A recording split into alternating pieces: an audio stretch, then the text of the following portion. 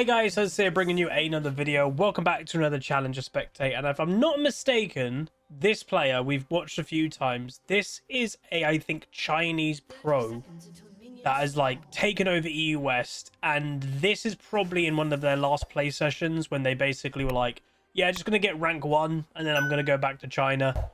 And they did it. I think he was a pro player, but I think, yeah, maybe for the summer he's going back or something. Let me know if you know the details in the comment section. But this game kind of piqued my interest because Talon jungle was obviously very strong for quite a long time, but he's less so now. You don't see too many of them. It's against a Nidalee, which obviously, well, obviously is a strong early game jungle pick, but Nidalee's actually gaining more popularity. And then, yeah, it was a bit of a peculiar game. No Kai'Sa, no Draven, no Ashe, 2 AD carries that are a bit unique. You've actually got technically carry Lee Sin in bot lane with a Senna, which I guess, well, I actually don't know what that's going to really do.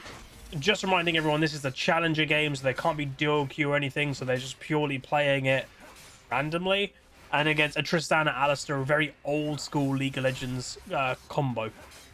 Pantheon in top lane with that Ignite has to probably try and get ahead of an Aatrox in the early game.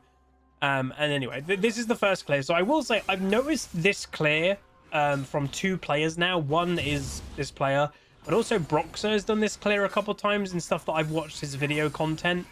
And from what I can tell, the higher rating you go, less leashes actually happen because it basically ruins an early game for your bot lane, right? Or for your laner. So like, for example, in this game, Aatrox can't be late to lane against an already dominant early game Pantheon. You'd be conceding way too much. And kind of the same for his bot lane. It's a weird cheesy Lee Sin Senna. If they have a disadvantage early game, that also could go really bad for them as well. So neither of kind of the 2 sides that could give him a leash would really want to. So he's done, you know, basically the clear, a solo clear. And, you know, Talon is not the best solo clear jungler, but he's just making do. And that is where you don't do the red buff first, you do other camps. They do get first blood down in bot lane, and Nidalee was in the area, by the way. She is down there now. How did Talon know Nidalee was in the area? He actually ran on a trap. That's why you can see this ward here is just to scout out, is Nidalee going to invade me? Obviously, a very common thing for Nidalees to do is invade levels 1 to 3. But now with the kind of the pressure off, you just got Nidalee vision here. So she could be coming this way, but his vision should scout it out quite early. And there is the Nidalee. So this Nidalee's plan this whole time has been try to get this invade off. But because they went bot lane twice, it actually delayed them. And wow, whoa, I was actually going to say that might not have been the smartest move from Nidalee. But it's that early aggression that you're expecting from one. So Nidalee went bot lane, I think then did Scuttle Crab maybe? Oh no, she's doing Scuttle now. So she just was staying around bot lane for 2 moments. And that moment delayed what her early strategy originally was, which would have been invade the Talon. And yeah. So you can see they're still playing aggressive. They're after the Syndra. She's already used Flash. Yeah, the Syndra's dead. Pantheon's roaming down and they do get the kill on Orianna. Talon going to see if they can pick up a nice little kill here. That would be a really good kill. Flashes to try and get the W to kind of go into the Orianna, but she also had Flash. Nidalee, as you can kind of always tell, is not wanting to relent. Like, she wants to have, or try to have that early pressure. Look, still staying around, still wanting to fight the Talon.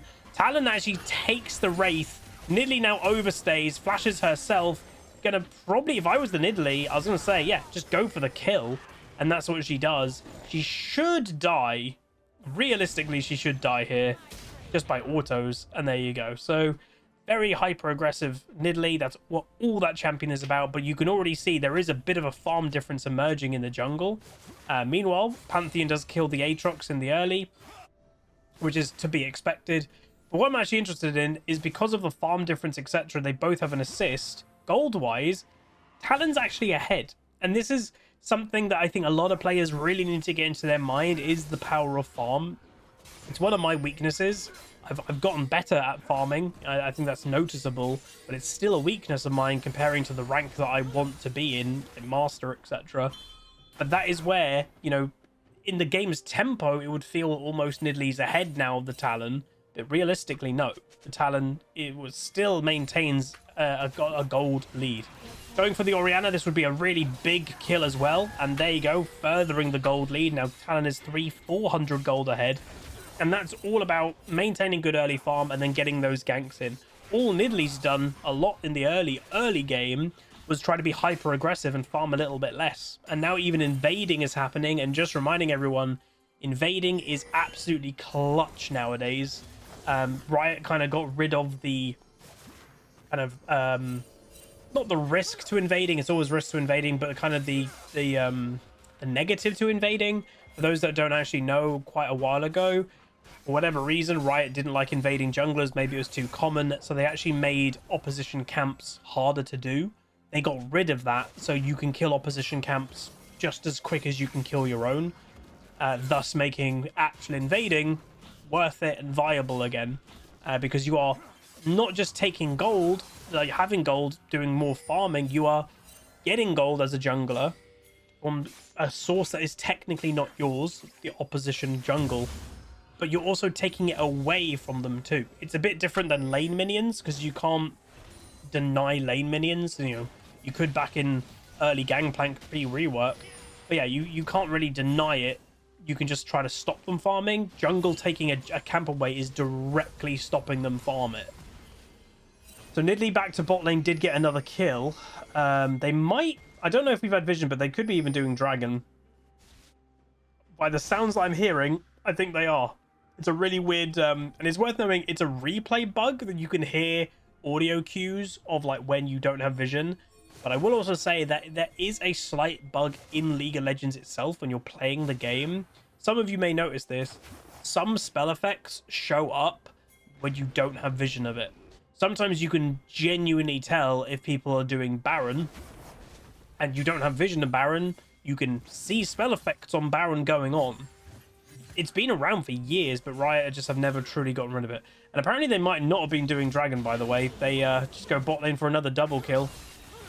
Talon going to go what he can, going behind, and really smart. So again, Pantheon's, I think it's his E, the kind of, not taking any damage from this way. Talon just waited it out. If you notice, he really waited out the whole duration of that. He's then going to go into a Rift Herald. Syndra with a big solo kill in mid lane. Arguably, Merc Treads, yes, is good versus Syndra, but it's going to make you so vulnerable in terms of, your damage output is just not going to exist, especially you're playing Orianna. So yeah, a bit of a weird choice to go Merc Treads first item, I would say. So Rift Herald being done, they do have vision of this, but way too late. So again, the Talon, what I quite like, is matching the high tempo of a Nidalee. And yes, she's got more ganks off, like technically. She's going bot lane a lot, which is still the primary role and lane to gank. And for those that are like, why is that the lane? Oh, that's risky. Alistar's not level 6 yet. He will take a lot of damage. Yep, that Alistar a little bit cocky there. Pantheon is around, so maybe that's boosting up their confidence, and now they're going to steal a red. But another kill over, so that's good. Over to Syndra, high scaling mage. Just play Drakthar purchase from Talon, also doesn't leave base full health, and I do remember watching this player, he does do that. Solo kill for Lee Sin, that is huge, by the way. Absolutely massive. The Nidalee has been ganking bot lane a lot, they've gotten several kills down there, they've gotten the Tristana pretty fed, and boom, solo killed by the Lee Sin. So well played to the Lee, double summoners used, but that's worth it, definitely. Talon returning to the game from basing. Syndra going for it, not a kill so far. Talon's going to ult for movement speed. Can he get the Q on? Yes, he can. He gets ignited of all things. Obviously, Spellbook Orianna. As you all know, I'm not a big fan of Spellbook on any champion. I just don't think it's worth it. Alistar's now going top lane. Going back to what I was saying before, this player, the rank 1 player, one of the best solo queue, good pro player, one of their things that I've always noticed, meanwhile Pantheon, we couldn't see it in the replay bug, does ultimate to mid lane. He doesn't leave lane with full health. And I, for years, have not done that because I want to get back to the game. And I've always had people comment going, Huz, please just wait a bit longer for full health. You don't necessarily need it, especially as a jungler where you get a lot of regen by killing camps. It's just not sometimes needed to do. You just want to get back. The majority of your health is enough. And obviously he came, he got that kill on Orianna, and if he waited another second in base, he may not have gotten that kill. You know, it's that simple. Sometimes the tempo that you're trying to maintain is more important. So Alistar's down there. Not a big fan that Talon completely wimped out, because he knew Alistar was there. He's still there. And again, Nidalee bot lane again. But this time Talon is here to just hopefully stop any crazy plays happening. Talon going to go back though. But yeah, just played a Drakthar. Still what I would consider overpowered as an item. You know, it's just not healthy is the word we'd use. You know, stat-wise, it's strong. Lethality items are strong right now, but it's the use. Again, we've all said that. Riot literally said, oh, we're going to take this unhealthy item that turns things stealth after getting a kill or a takedown, and we're going to make it healthier. To a lot of people's way, including myself, it's just as unhealthy. It's not any better. To some people, it's worse because, you know, they're like untargetable, so it's even more frustrating because you can see them, you can't target them. Sorry about that. Senna does get the Orianna. So again, the Orianna is struggling. Worth also knowing, look at that damage. Because of the sheer amount of roaming this Alistar is doing, he's just not laning. He is level 5.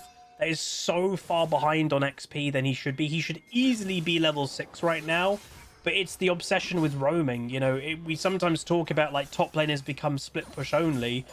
In a lot of supports, they're not really bot lane supports anymore. You know, the way that I guess they may kind of define it is they're the whole map support, which they're not. They are a bot lane support, and that's why a lot of them get really far behind in XP.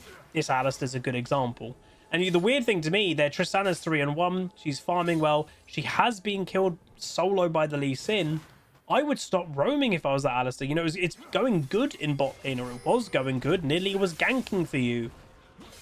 The roams have actually been kind of the negative for this Alistar. He's died, I think, 3 times to roaming.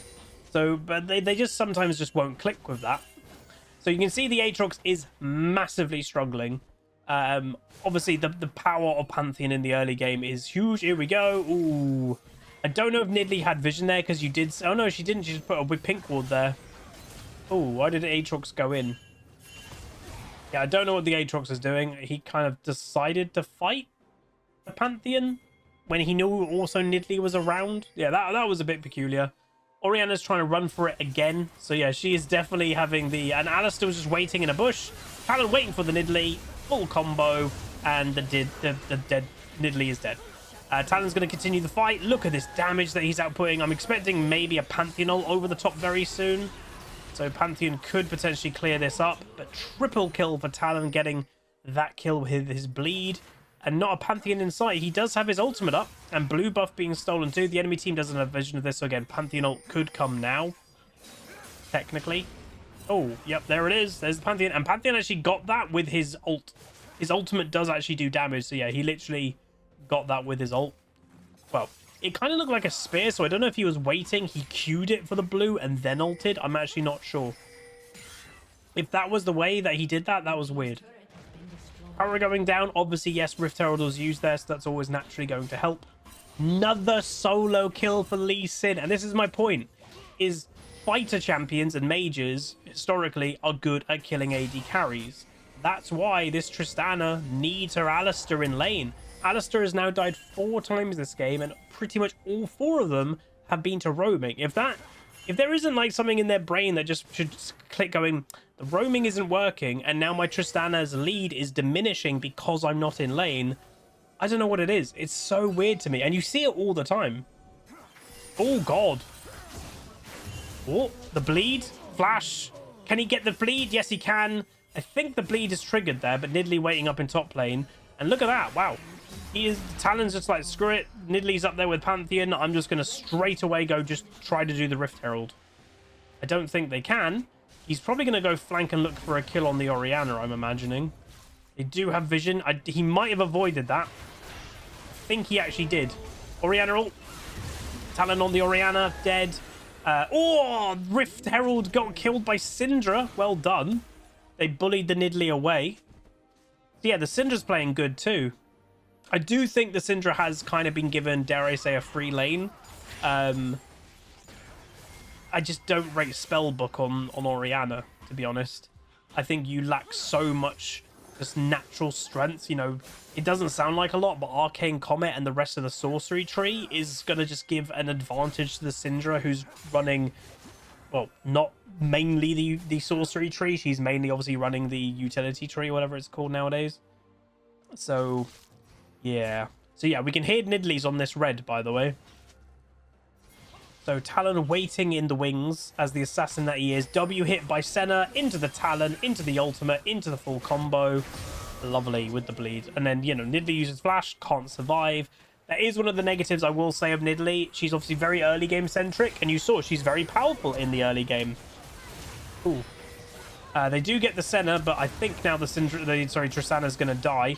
Will go down. Legendary Talon and Dragon spawns. That's good timing. But yeah, one of the negatives, or several of the negatives of Nidalee, is she's early game centric that has to get ahead. And even if she does get ahead, she's really squishy. You know, she isn't like a normal carry champion that can get a little bit tanky. She doesn't get tanky at all. It's a full all-in, full AP, hyper squishy build. That's a Pantheon ult. Hello.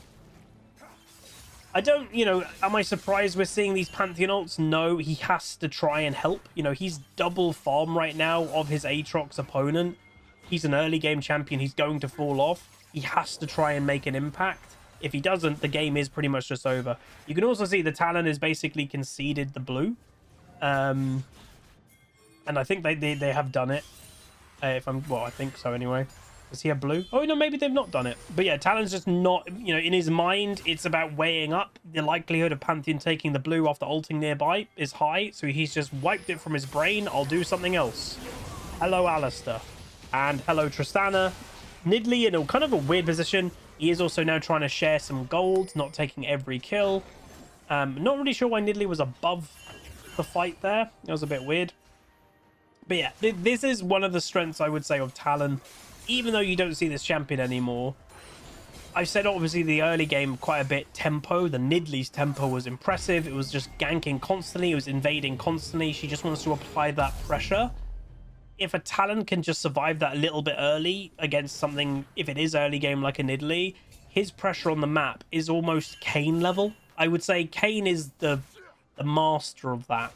Blue Kayn especially, that they can, it just feels that they can be everywhere at once. But Talon is like the OG of that playstyle. He's the wall jumper. I get to be travel around quickly. And it is hard to keep up, especially when they're fed and it's an assassin, right? So they just one-shot you. They run around the map. They one-shot somebody else. It's a very, very oppressive thing to play against. And now Orianna is dead. Pantheon flashes. And that's the unhealthy nature of Duskblade Adraxar. That Pantheon tried to save the Orianna, would have done some good CC, and because the takedown happened, no CC has happened here. So now the Talon's feeling confident enough to try and kill the Pantheon does get ignited and will survive in the end. Lee Sin coming around helps get the kill, and that is going to be an ace by the look of it. By the way, Alistair only level 7. That is terrible. Talon's level 13. Alistair's level 7. Even the Senna, I can't see what a level she is right now. I bet she's above level 7. And it's what we've spoken about already a lot this game. Is hopefully, you know, I'm focusing on a Talon, highlighting that gameplay. But learn from everything going on. Nice TP by Orianna. Big shutdown for her. Yeah, level 9 versus level 7. If you play support, there is such a thing as over-roaming. It's fine to give it a little go in the early game. Is the roam going to work? Is it not? But this Alistair, after he died, on 2 occasions after roam dying, and then especially after his AD carry getting solo killed, I would have just stopped roaming and then focused on lane and gotten more XP. But he just kept doing it. So he is so far behind this game. We actually look into gold. Yeah, 3,900 gold. His support enemy is over 2,000 gold ahead of him. That's what I mean. He should have really focused more on lane phase. Jungle, though, 12,500 versus 7.2. And just reminding, you know, this game, Nidalee didn't technically start with a lead, but Nidalee did kill the Talon. But even after killing the Talon, she was still behind in gold because of just the nature of the playstyles early. Again, maximizing a jungle clear. You know, still thinking about that, by the way. And worth also knowing, what we've always said, it's not been perfect jungle clear. Look how many camps and stuff that they leave open. I think this player actually from memory is called Bo. That rings, it's just popped into my head. But yeah, it's not perfect jungle clear. It's never trying to be. That's not the aim. It's about having the biggest pressure in the match that you can at this time. So Talon ulting, really smart, by the way. He waited out the jump and then also gets his blades the whole way through the combat. Really just smart play. I think a lot of Talons and a lot of players there would have just gone all in with the damage straight away and not thought about, wait, I can wait, and when they disengage I can then do the damage and then all my ultimate goes through people. Really smart. Obviously the Pantheon, you can see, is pinging. I pressed the wrong button there. The Pantheon is pinging the Nidalee. He's not happy. But what I would say, and you know, in the nicest way possible, if I wouldn't massively complain that much if you're playing Pantheon. I know that might sound a little bit harsh. There we go. It might sound a little bit harsh, but yeah, like, it's just not... What has happened? Oh, there you go. I don't even know what I was pressing. Yeah, if you're playing an early game thing and you've not managed to completely stomp and take over, which he hasn't. He's done well, but he hasn't managed to completely take over. I don't think you can blame another early game champion for also not doing the same thing, you know? So Talon going for this play, has the untargetable, gonna try and just use some mobility. Alistar is in there. They are gonna get him. They do get him. So I actually think the moment that Orianna Zhonya's and Pantheon showed, he should have just left. I think he should have abandoned that kill. So you're probably going to start seeing, by the way, the enemy team fully grouping. Why? It's their only way of winning. Try to outnumber the enemy team. Sometimes that is the only way. Aatrox ults a little bit late, has to be said. Does get the Alistar though. So far it's been a 1-for-1. Obviously well, actually a 2-for-1 technically. I would say that 3-for-1. So this is Worth, and Lee Sin the whole time wasn't here. He was mid lane and he opened up the base. So yeah, Lee Sin trying to do a little bit of a bait there to see if Orianna ult was up, and she might have used it. It wasn't up because she used it on Talon in bot lane. Level 15 Talon with 5 items complete, and presumably that's the end of the game. Yes, it is. So there we go. Very amazing performance on Talon. You know, Aatrox literally did nothing good, nothing this game. It just wasn't needed. And I will say that sometimes, I wouldn't say it's about top lane. I just think it's about the game right now. We've all been in games where one person is doing terrible, but if certain roles do well, you can still win. If your jungler does amazing, like literally amazing, and the rest of the lanes do okay, it doesn't matter that the top laner sucked. Or if your top lane is doing good, your jungler's doing good, it doesn't matter if your mid lane is not doing very good. You just need these kind of pillars of strength and you can probably win. But that's going to be it. If you guys did enjoy, do throw a like on it, throw a comment, throw a subscribe. We'll say you are going to have like a couple of Challenger spectates kind of sprinkled over the next week and a half or so. But I enjoy doing them. Hopefully you guys do too. But that's going to be it. If you guys did enjoy, do throw a like on it, throw a comment, throw a subscribe, and I'll see you guys next time. Goodbye. Call down the reckoning to bring back hope and peace. Restore our glory to live forever. Bring down the dark regime. I know how to unleash eternal power. Lead us to